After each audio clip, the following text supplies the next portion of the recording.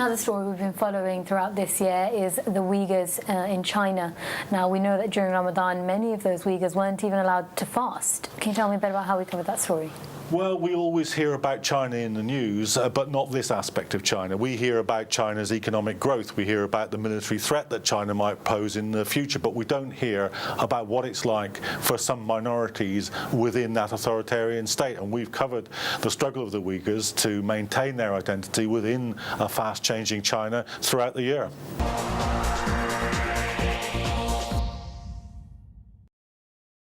2014. For the Uyghur people, a year of many attacks, clashes, incarcerations and death penalties.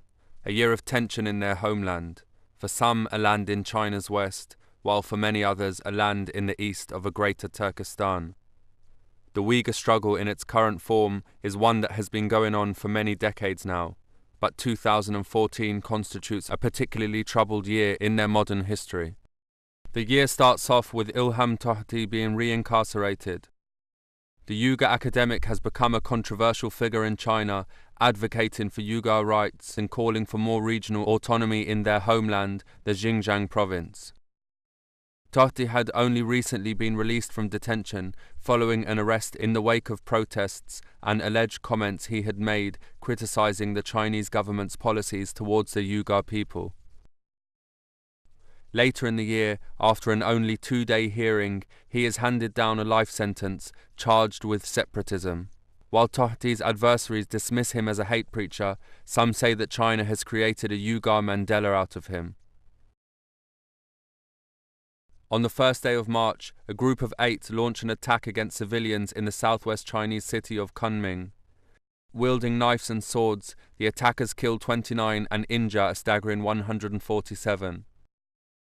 Within hours, Xinjiang separatists and Uyghur Muslims are implicated in the attack by news agencies.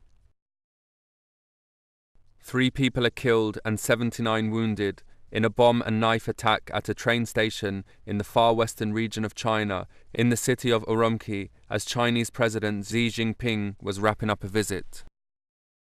Just after 7 p.m. in the evening, a pair of assailants attacked people with knives before detonating bombs attached to themselves.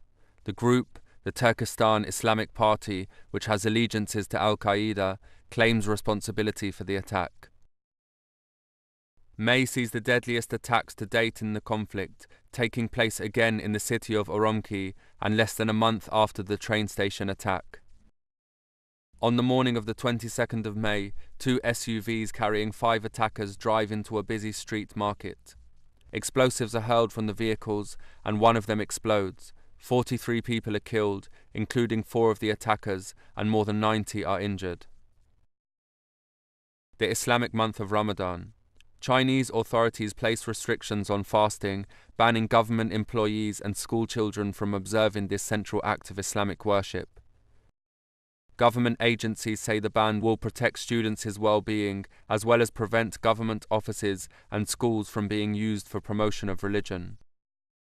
Rights groups dismiss the move as part of an ongoing attack against Islam in the Xinjiang province, and many see it as a provocation of the Muslim Uyghur people. The ban is met with widespread defiance. September sees yet another large-scale attack. A series of bombs are set off in the Luntai county of Xinjiang. Early reports in state media say that 2 people are killed, while state reporting 5 days later modifies the account, now saying that 50 people had been killed, including what it describes as 40 rioters.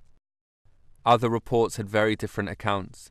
Citing local officials and witnesses, Radio Free Asia said that the unrest had begun because of anger about forced evictions in the area. Residents subsequently raided government offices and a police station. The report continued that at some point some assailants threw explosive devices at the police station. Before the end of the year, there would be another 2 large-scale attacks and 33 more deaths.